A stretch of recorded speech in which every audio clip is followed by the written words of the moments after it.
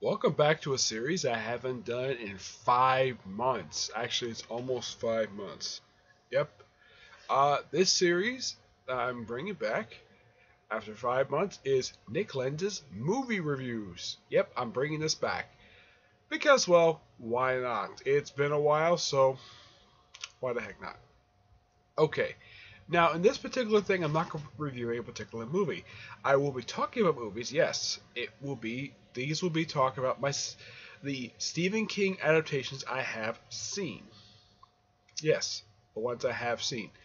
One I have definitely seen and one I have done a review of for the second episode of this very series is 1976 Carrie.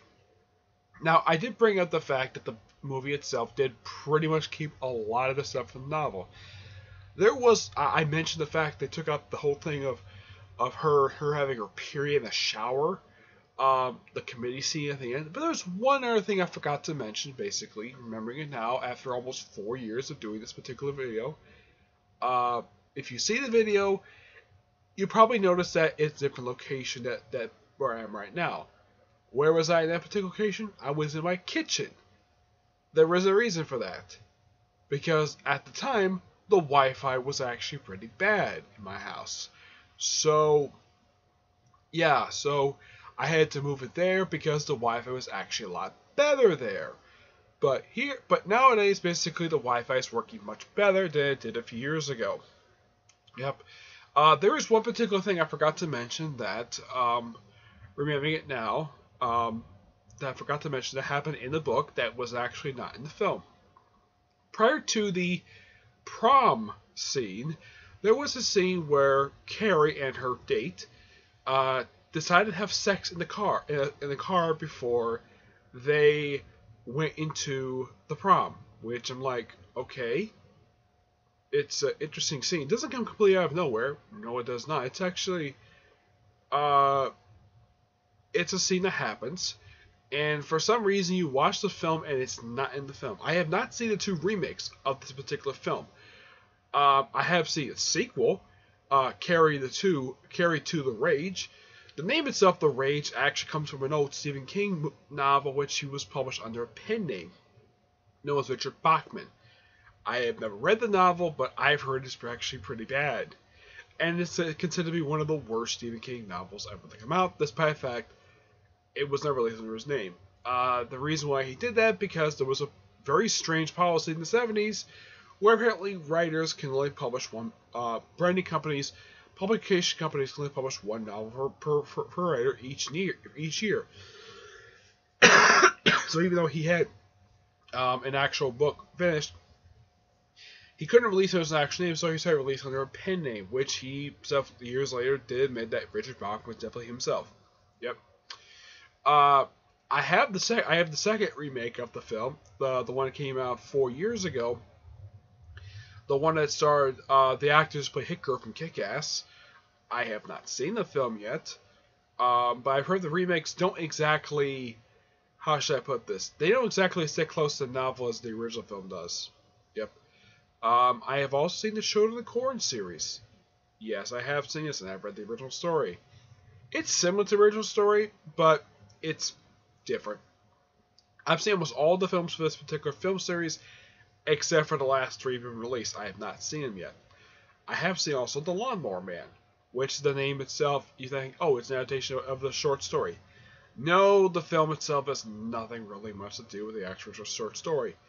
The short story is one of the most bizarre short stories I've ever read, where the Lawnmower Man is a guy, instead of mowing the grass with an actual mower, he eats the grass. No, seriously, that's how he mows the grass. Oh yeah, and he does this basically in the nude. No, seriously, that's basically what happens in the novel. Yeah, the film itself does nothing to do with Lawnmower Man. It just basically stuff to do with virtual reality. A guy named Joe, who was basically sort of mentally disabled guy, and he becomes a super smart genius. And the sequel basically is, and the thing is, terrible CGI. The special effects of this film are so bad, and very much and here's the thing. It's a film with Pierce Brosnan, which makes it the only film basically where it comes from a Stephen King story starring Pierce Brosnan. Yep, I've seen this one a couple of times, and it's very bizarre. There's even cyber sex in the film. No, seriously, basically virtual contract of two people having sex in cyberspace. Yeah, there is that. I have also let's see. There's also The Shining, starring the awesome Jack Nicholson, directed by the late Stanley Kubrick. I have seen this film on DVD. It's actually a pretty good film. I have also read the novel as well. Yeah, it's different from the novel. I have not seen the miniseries yet.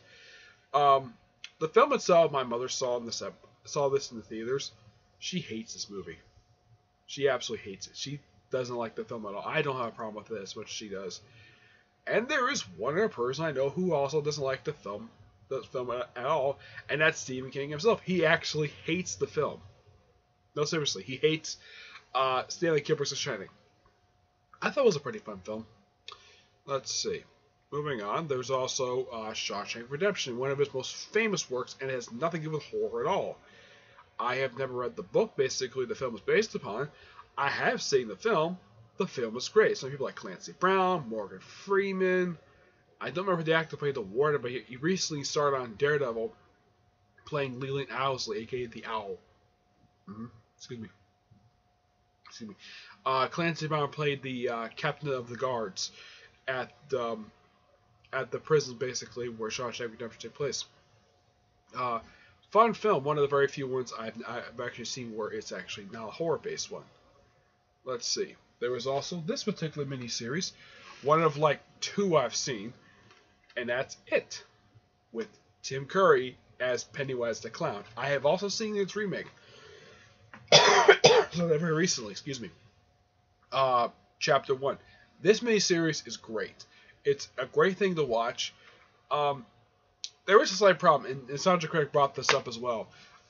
This is the DVD. It's a flip DVD, and also the menu thing for this thing is terrible. Like, it's both the same exact thing, both parts. I am not kidding about this. And there's a scene that in the novel that both this miniseries and the It remake that came out recently, which was marketed as called It, but it's been referred to as It Chapter 1 because it covers the past stuff. Excuse me. Unlike in the novel, and this miniseries one starts out in the 50s, that one starts out in 1988, basically the year I was born. Starts out in October 1988, and it ends roughly in the autumn, in at least the fall area of 1989. Though I've heard that the Fallout film, which comes out in 2 years actually, is going to be set in present day. Interesting. Very interesting indeed, the fact they're going to do that. And just by sheer coincidence, the film just happened to be released 27 years after this miniseries was released. Alright, the only other miniseries I have seen excuse me, is The Legionnaires. Interesting film until they find out exactly what the heck the ending was. Well, the whole thing of the Legionnaires. The Legionnaires in the miniseries are these creatures that eat up this partial reality, or apparently these people on this plane are trapped inside an actual minute. That's the whole point of this 2-part miniseries. It's pretty interesting. Interesting idea of how time is very slow outside the plane, but into the plane moves perfectly fine. It's one of the most interesting ideas I've actually seen for a Stephen King miniseries. Mm-hmm. I did see Kingdom Hospital. I saw a few episodes of that. That was a pretty good series.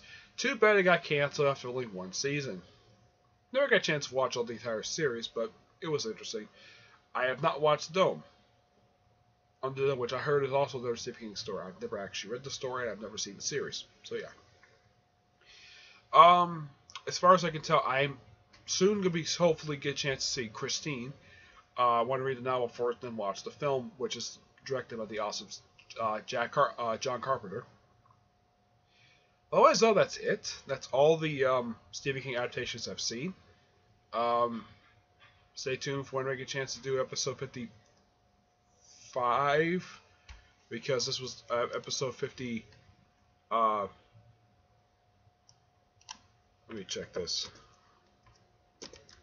I think this was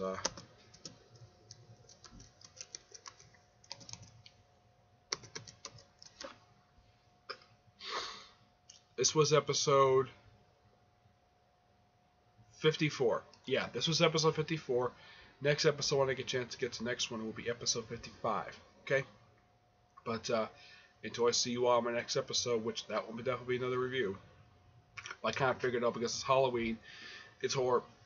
Unlike last year where I did a bunch of horror reviews, I'll still kind of do those, but not as much as I wanted to, because right now I review pretty much all of the ones I own, most of the ones I own. So yeah. So until I see you all in my next episode, next video is gonna be another comic corner. So I figured why not. But until then, I will see you there.